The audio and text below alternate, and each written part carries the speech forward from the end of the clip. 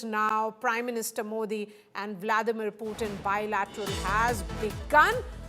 They traveled in the same car for that bilateral, which is happening at the Ritz-Carlton Hotel in Tianjin.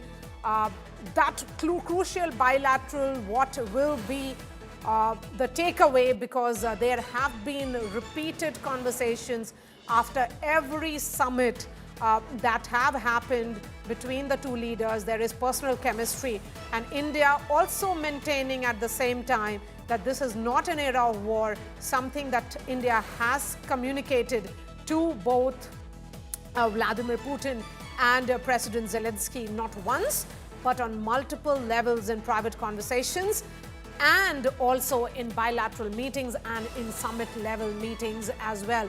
So that bilateral has begun, Geeta, in Tianjin. Well, yes, and the first photograph has also emerged.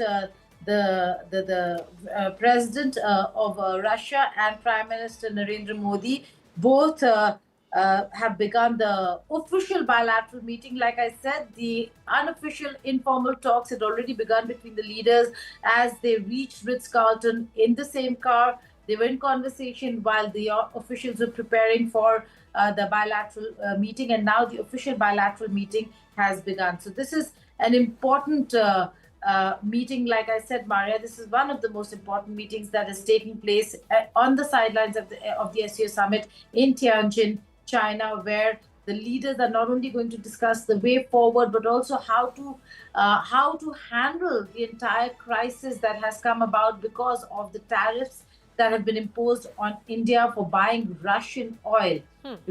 India stood by Russia. Russia now is looking at working out a peace arrangement with Ukraine. And should that happen, there could be some sigh of relief for India and many other countries. But for now, the biggest problem for India is how to tackle Trump at the back of these impositions on India. This is an important one where we are looking at not just, now let's not confine it only to Trump, because Russia-India relations are beyond Trump tariffs. The trade relations, which needs enhancement in terms of the balance of trade, is highly disadvantaged to India since India has been buying a lot of oil, also a lot of defense equipments, but the payments now, because of the sanctions, cannot be made. So a lot of money, and how they're going to deal with this this entire payment issue is also something the two sides have to discuss. Will they begin part ruble payment? Rupee-Ruble exchange is something that has been in discussion for long, but for oil it has not really been put in place. So these are discussions that are important, because you need not just a relationship that's historical, you need a working relationship, a relationship that and conditions that work for both the countries. So payments, how that's going to be done. Can Russia become a market for India? Because of the tariffs in America, a lot of manufacturers could suffer, and therefore they would be looking at other markets. So for the Indian products that are meant for America, which means they're high quality products, can Russia become a market? That's another area that could come up for discussions between the two sides. Defense cooperation, security cooperation has always been a very critical part of India-Russia ties. So that certainly is going to be a part of the conversations, and trade and energy. So a lot of areas that need conversations, be it cybersecurity, AI, digital diplomacy, Rupee-Ruble payment, trade imbalance.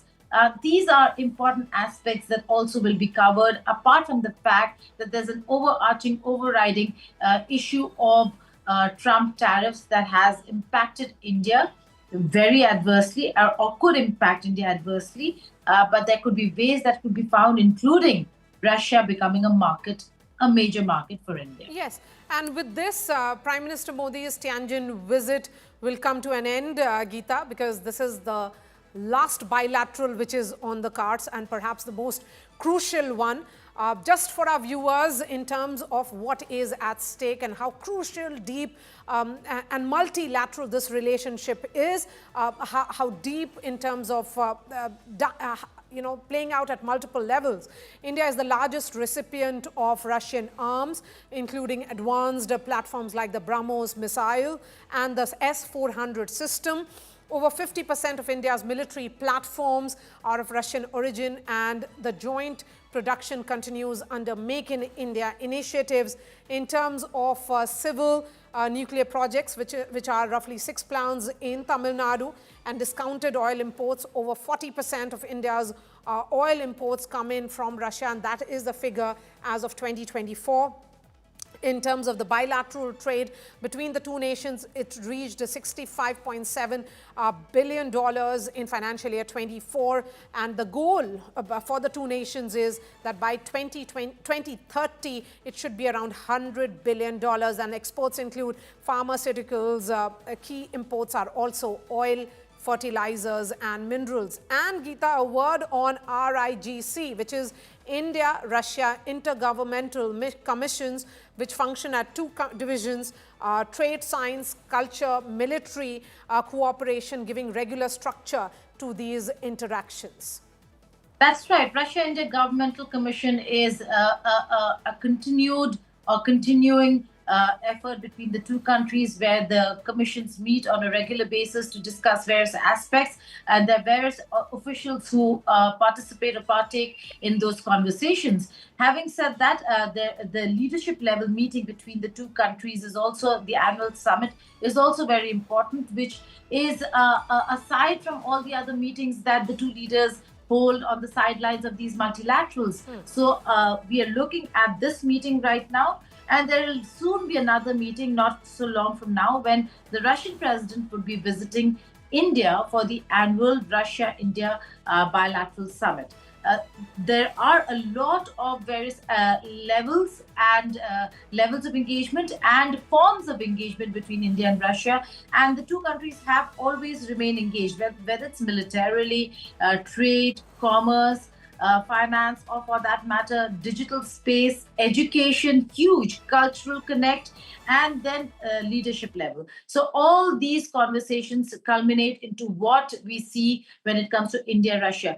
Look at the larger perspective. If you were in Russia today, or if you are in India, the kind of importance Russia attaches to cultural ties between the two countries, people to people connect between two countries. In Russia, there's a growing sense of the importance of India, wherein you see a lot of students picking up Indian cultural dance forms, music, art, culture. That has always been, and yoga, again, another very important aspect. And interestingly, these are things that have also been picked up by the Chinese. The only difference is that geopolitically and strategically, we are not aligned with China as we are with Russia. So these are aspects that are of great importance. You're rightly pointing out at different levels, Maria, and different forms. Conversations continue between the two countries, but the most important one is the leadership level meeting between the two countries. And that's happening right now in Tianjin on the sidelines of the SCO Summit. The last meeting for Prime Minister Narendra Modi, as they say, save the best for last. This is a very important relationship and friendship between the two countries. And Geeta, for our viewers, let's also underscore that crucial visit of Prime Minister Modi, who had visited Russia in July 2024, was his first since the full-scale Russia-Ukraine war began in 2022. And despite global scrutiny, the two leaders, in fact, reaffirmed their deep ties and cooperation in defense, energy, trade, with Prime Minister Modi prioritizing strategic autonomy. Well, absolutely. With Russia, undoubtedly, Maria, when it comes to India talking about strategic autonomy, for everything else, the way conversations have moved with China, I'd say it's not strategic autonomy, more strategic necessity. But with Russia, it has always been about how important the relationship is, and India emphasizing to the West that you cannot bully us or tell us who we should be doing business with or having relations with. And in this case, strategic autonomy adopted and applied the way it looks and the way it should seem and be seen. And that's the reason why India continues its engagement with Russia. Remember, all through the difficult times that India had with Pakistan, it was Russia that stood by India, not the West. All through the time when India was ostracized for the nuclear tests, Russia stood by India. So did France interestingly, while the entire world sanctioned and ostracized India. So over here, at this point in time, India has not forgotten. Governments after governments, it's not just the Modi administration. The importance that India is attached to Russia is That's historical. right. And that historical importance one cannot forget or negate. And Absolutely. And what we are seeing Geeta, today, in multiple global forums, be it BRICS, G20, SCO, India, Russia have had commonalities, convergences, in terms of issues of global governance, on counter-terrorism, on climate change, and also global peace. absolutely. Absolutely, when it comes to terrorism that impacts India, Russia is affected. Russia actually stands by India. The most of the ammunitions that we use today is still Russian. And we have shifted in terms of aircraft, but I suppose there will be a rethink on whether if we should again put all our eggs in one basket, whether it's American or European.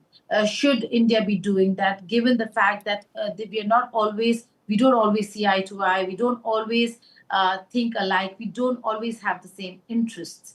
But with Russia and India, we align ourselves to those interests. We are aligned in those interests, even geopolitically, whether it's our stance on Iran, whether it's our stance on Syria, whether it's our stance on what's happening in Israel and Gaza.